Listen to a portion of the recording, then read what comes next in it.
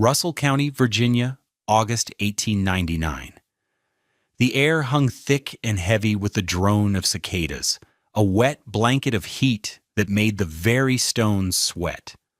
On a cleared patch of land overlooking the rail spur, a man was building something that made no sense. He was not framing walls with pine and chestnut. He was laying a circle of massive, flat-bottomed field stones. A foundation so wide and thick it looked like the base of some forgotten fortification. His name was Hamish Mackenzie, a quiet man with the pale eyes of a northern sky, recently arrived from a place no one here could properly pronounce. The railroad men, taking their midday break in the shade of a poplar, watched him work. They saw a fool. "What in God's name is he building?" asked Silas Blackwood, the section foreman, wiping sweat from his neck with a red bandana. "A grist mill with no creek?" Goodwin Telford, the Norfolk and Western Company doctor, a man of education and stiff collars even in this heat, squinted at the growing ring of stone. He had a reputation for precise diagnosis, both of ailments and of foolishness. "He's building a silo to store his family in, apparently. A stone silo with no farm." Telford had spoken to Mackenzie, had tried to warn him. The man just nodded politely and went back to fitting a 1,000-pound stone into place with nothing but a lever and a deep understanding of balance. "He told me it was his house," a younger rail hand added, spitting a stream of tobacco juice. "A tower house, he called it. Said it'd be warmer." This brought a round of dry, dusty laughter. Warmer? A house made of solid rock, the very material that leached heat from a man's bones and held the winter's frost until May? It was madness. Telford shook his head, a gesture of both pity and professional certainty. He walked over to the company agent, who was observing the strange construction with a worried frown. "I've told the man," Telford stated, his voice carrying the weight of authority. "I've told him this is structurally and thermally unsound. A hollow stone tower with a fire at the bottom is not a house. It is a chimney shaped like a house. He's building a death trap. At the first chimney fire, a spark will draw up through every floor and ignite their bedding. He'll incinerate his wife and children." The verdict was delivered. The community, which valued practicality above all else, had judged Hamish Mackenzie's project. It was not just strange, it was dangerously, tragically foolish. The quiet Scotsman, however, just kept working, his hammer ringing against stone, a lonely, defiant rhythm against the chorus of mockery. What did this quiet Brock mason from the Scottish Highlands understand about vertical heat and thermal mass that the most educated men in the mountains had missed? This channel is dedicated to uncovering the lost wisdom of pioneers and innovators who solved deadly problems with forgotten genius. Their stories are not just history, they are lessons in physics, engineering, and resilience. If you believe that the past has something vital to teach us, subscribe to our channel and hit the bell so you don't miss a single story.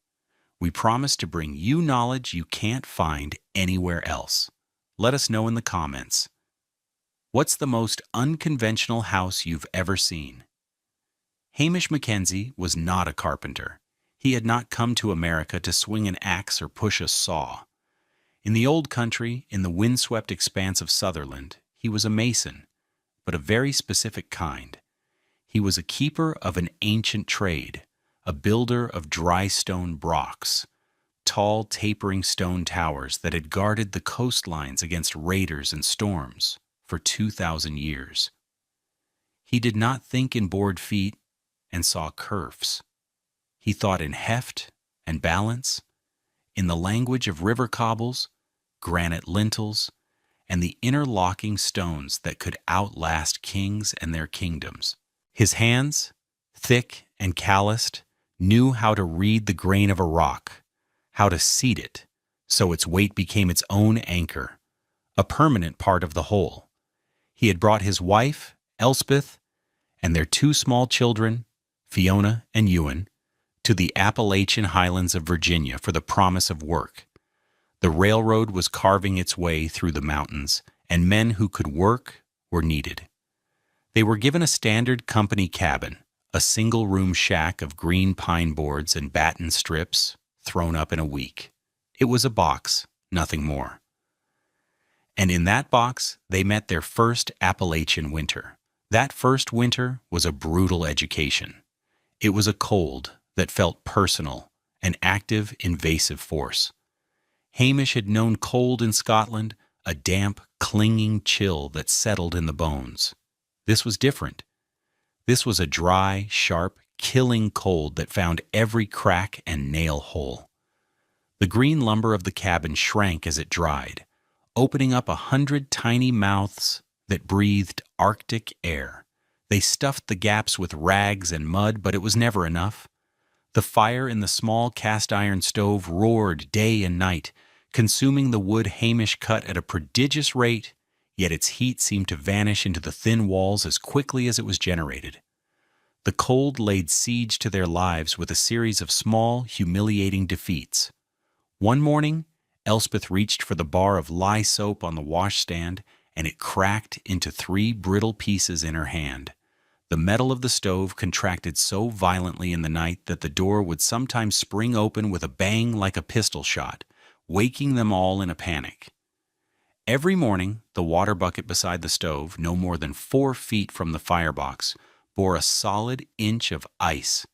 They slept in their coats, huddled together under every blanket they owned, and still, they were never truly warm. Hamish watched his children, their faces pinched and their breath pluming in the air inside their own home, and he felt a cold dread that had nothing to do with the temperature. The house was failing them. It was a flimsy shield against a relentless enemy. He knew, with the certainty of a man who understood structure, that he could not win this fight on these terms. He could not make this box warmer. He had to build something else entirely. The failure of the standard frontier cabin was not a mystery. It was a simple, brutal equation of physics. The problem wasn't the stove. The problem was the house wrapped around it, the typical company shack, like the one the Mackenzies endured and their neighbors still lived in, was a thermal sieve. It was built of a single layer of 1-inch thick pine boards. Pine has an R value, a measure of thermal resistance, of about 125 per inch. A wall with an R value of 1.25 is functionally identical to having no wall at all in the face of a sustained Appalachian winter. Furthermore, the construction method was a disaster of air infiltration. Board and batten construction, designed for speed and economy, was notoriously leaky. As the green wood dried and shrank, gaps opened everywhere. Between the boards, around the single-pane window, under the door. On a windy night, a family like the Wrights, in the cabin next to the Mackenzies' old place, could watch the flame of their lantern flicker and dance in the drafts that swept across the floor. They were essentially living in a well-ventilated crate. The central failure, the one Hamish understood instinctively from his trade, was the complete lack of thermal mass. The small iron stove burned hot and fast. It heated the air inside the cabin quickly, but the air itself holds very little energy. As soon as the fire died down, that warm air leaked out through the 1,000 cracks, and the thin walls radiated their minimal stored heat into the night. The temperature inside would plummet, often dropping 30 degrees in a single hour. This meant the stove had to be fed constantly, an exhausting, never-ending chore. Men like Jebediah Mullins spent half their waking hours cutting, splitting, and hauling wood, not to be warm, but simply to keep from freezing. Their homes were not reservoirs of warmth. They were buckets with holes in the bottom, demanding to be perpetually refilled. For these families, winter was a siege measured in cords of wood, and they were always on the verge of running out. By late August, Hamish's foundation was complete, a perfect circle, 15 feet in diameter, with stone walls 4.5 feet thick at the base. He had spent weeks hauling fieldstone from the surrounding hillsides with a simple stone boat pulled by a rented mule. He chose each stone with a mason's eye, looking for flat faces and solid heart. He was building without mortar, a technique called dry stone, where stones are locked together by friction, gravity, and expert placement. As the walls began to rise, the structure took on its strange final form. It was a tower, tapering, or battering, as he called it, from a 56-inch thickness at the bottom to a 36-inch thickness at the planned height of 15 feet. This batter gave the tower immense stability, an ancient design that shed wind and resisted the ground's frost heave. "It's a damn chimney, I tell you," Silas Blackwood declared to anyone who would listen, watching Hamish hoist a capstone into place with a tripod of timbers and a simple block and tackle. "He's even tapering it like one." Inside the growing stone cylinder, Hamish framed 3 levels of simple loft floors with rough-sawn oak beams set into pockets he'd left in the stonework. The ground floor was for the stove, cooking, and work. The 2 lofts above were for sleeping and living. He left a generous opening in the center of each loft floor for a ladder and for something else, the passage of air. Dr. Telford made it a point to stop by once a week, a self-appointed safety inspector on a mission of mercy. "Mr. Mackenzie," he said, one crisp October afternoon, the walls now shoulder-high, "I must formally ask you to reconsider. This is a column of stone. It will never be warm. It will be a cave, damp and cold. Your children will suffer from consumption before the new year." Hamish paused, wiping his hands on his trousers. He looked at the doctor, his gaze steady. "Stone is only cold if it's empty, doctor. I intend to fill it." He then turned and went back to his work, fitting a smaller stone into a gap, tapping it into place with a sound that was solid and final. The conversation was over. Elspeth watched the tower grow with a mixture of apprehension and deep-seated trust. "It's a queer-looking house, Hamish," she said one evening, standing inside the circle, the stone walls rising around her like a protective embrace. "The neighbors are taking bets on when it will fall down." "It will not fall," he said simply. He ran a hand over the cool, rough surface of the inner wall. "This stone has been here 1,000,000 years. It knows how to stand." He finished the walls in November, just as the first flurries of snow began to drift down from the mountain peaks. He capped the tower with a conical roof of slate tiles he'd split himself, a dark gray cone that gave the structure the look of a fairy tale fortress. In the center of the ground floor, on a hearth of flat soapstone, he installed his cast-iron stove. The stovepipe ran straight up through the central openings in the lofts, a black iron spine passing through the heart of the home, before exiting through the peak of the roof. The tower was complete. It was a solid, windowless cylinder of stone, with only a single heavy oak door and a few small, shuttered openings high on the walls. To the people of Russell County, it was Hamish's folly, a monument to a stubborn fool. To understand why Hamish Mackenzie's stone tower was not a cold, damp cave, but a furnace of comfort, you have to understand 2 fundamental principles of thermal physics: thermal mass and convection. His neighbors saw a house made of cold rock. Hamish saw a battery made of warmable stone. First, thermal mass. This is the ability of a material to absorb, store, and later release heat energy. The thin pine walls of a standard cabin had almost 0 thermal mass. They couldn't hold heat. The walls of Hamish's tower, however, were an enormous thermal reservoir. The structure contained an estimated 95 tons of solid fieldstone. A single pound of stone can hold about 0.2 BTUs of energy for every degree Fahrenheit its temperature is raised. A simple calculation shows the staggering potential. To raise the temperature of the entire stone mass by just 1 degree required nearly 40,000 BTUs of energy. When Hamish started a fire in the stove, he wasn't just heating the air, He was pouring heat, thousands upon thousands of BTUs, into the very structure of his home.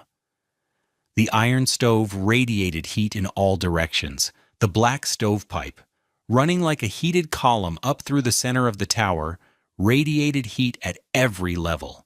This energy was soaked up by the immense mass of the stone walls. The process was slow, but that was the point. Over several hours, the inside surface of the 4-foot-thick walls would warm up, and once warm, they would stay warm. The stone became a massive, gentle radiator. The card stated the walls could hold heat for over 30 hours from a single fire.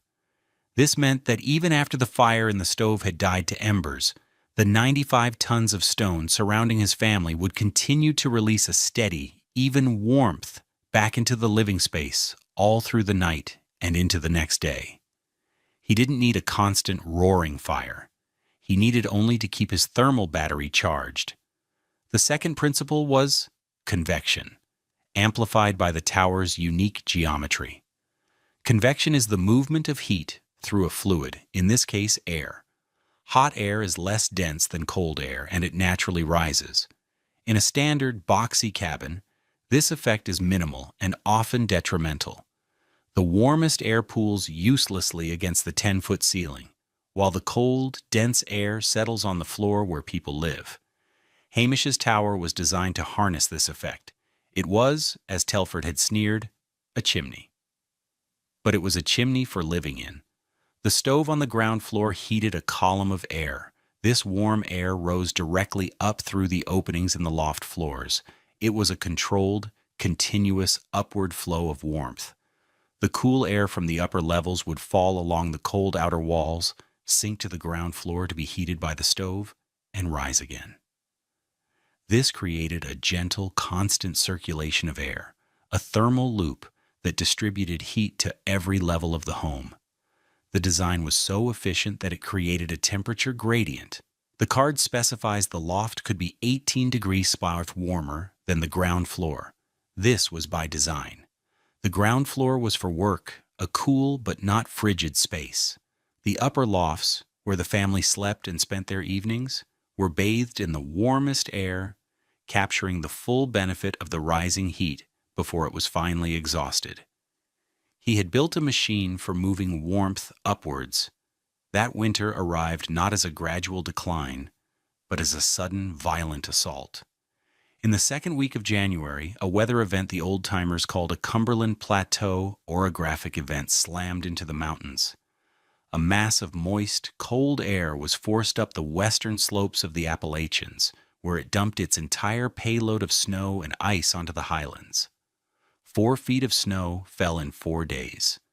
The temperature plunged to 24 degrees below zero, and a relentless 35-mile-per-hour wind scoured the landscape, whipping the snow into a blinding, granular blizzard. For the families in the company shacks, it was a battle for survival. The Wrights' cabin was buried to the eaves in drifting snow. The wind drove ice-cold powder through every crack in their walls. They burned through a week's worth of firewood in 2 days, the stove glowing cherry red, yet Clara Wright said she could still see her breath just 10 feet away from it. The Mullins family woke to find the nails on their interior walls coated in a thick fur of white frost, the cold conducting straight through the wood. Life contracted to the single, desperate task of feeding the fire. Inside the stone tower, life was different. On the first day of the storm, Hamish built a large, hot fire in the stove, loading it with seasoned oak. He kept it burning strong for 6 hours, pouring heat into the stone walls. Then he let it die down to a slow, steady burn. The 95 tons of rock had absorbed the energy. The interior of the tower was silent, still. The 35-mile-per-hour wind howling outside was just a distant whisper. The 4-foot-thick walls were impervious to its force. On the third-floor loft, the warmest part of the house, Elspeth sat at her small loom, the shuttle making its gentle thump-clack in the calm air. The sound was one of peace, of normalcy, impossible in a home where survival was a minute-by-minute struggle. Fiona and Ewan played on a rag rug on the floor, not in coats, but in their simple woolen clothes. On a small shelf near the shuttered opening, a testament to the tower's impossible reality, sat undisturbed a glass jar of Elspeth's orange marmalade. In every other house in the county, preserves had frozen into solid, useless pucks of ice that had to be thawed on the stove. Here, in the gentle, radiant warmth of the loft, the marmalade remained soft and spreadable. It was a small, domestic miracle, proof that they were not just surviving the storm, they were living through it in comfort. On the fourth night of the blizzard, young Fiona woke crying, her hand pressed to the side of her head. It was an earache, sharp and piercing. Elspeth tried warm compresses, but the pain only worsened. By morning, the girl was feverish. There was only one thing to do. Hamish bundled himself in every layer of clothing he owned and stepped out into the maelstrom to fetch the doctor. It took Goodwin Telford 2 hours to travel the half-mile to the Mackenzie Tower, a journey that was more crawling than walking. He arrived caked in snow, his beard a solid mass of ice, his medical bag clutched in a numb hand. He was exhausted, angry, and certain he was about to enter a scene of freezing, tragic squalor. He expected to find a family huddled around a smoky fire in a damp, tomb-like cylinder of rock. Hamish pulled open the heavy oak door, and Telford practically fell inside. The ground floor was cool, perhaps 45 degrees, but the air was perfectly still. There was no wind, no draft. The stove was barely idling, a low red glow visible through the grate. "She's on the top loft, Doctor," Hamish said, his voice calm. Telford, shivering, began to climb the first ladder. As he ascended, a strange thing happened. The air grew warmer. He reached the second loft, a space for sleeping, and the temperature was noticeably milder. He could feel the warmth on his frozen cheeks. He climbed the final ladder to the third loft, the living space, and it was like entering a different season. The air was a comfortable, dry 65 degrees. It was warmer than his own well-built office back in the settlement. He saw the child, Fiona, tucked into a bed, and Elspeth beside her. He took out his brass ear trumpet, a device he used for listening to a patient's breathing, but as he raised it, the cold metal instantly fogged over in the warm air. He stood there for a moment, dumbfounded, watching the condensation obscure the polished brass. He set down his bag and took off his heavy, snow-crusted coat. The warmth of the room felt like a physical presence. After a few moments, he found himself shrugging off his suit jacket as well, a bead of sweat tracing a path down his temple. He, Goodwin Telford, was working in his shirt sleeves in the middle of a historic blizzard. Inside a stone tower he had declared a fatal absurdity. While he examined Fiona's ear, his eyes took in the scene. He saw the loom, the children's toys, the quiet domesticity. He saw the jar of marmalade on the sill, its contents gleaming softly in the lantern light. He reached out and touched the inner stone wall. He expected the biting cold of rock. He felt instead a steady, persistent, radiating warmth, as if he were touching the flank of a large, sleeping animal. The stone was alive with stored heat. He finished his examination. A simple infection, easily treated. As he packed his bag, he looked at Hamish, his face a mixture of awe and professional humiliation. All his education, all his certainty, had been wrong. This quiet, unlettered mason had not built a chimney. He had not built a tomb.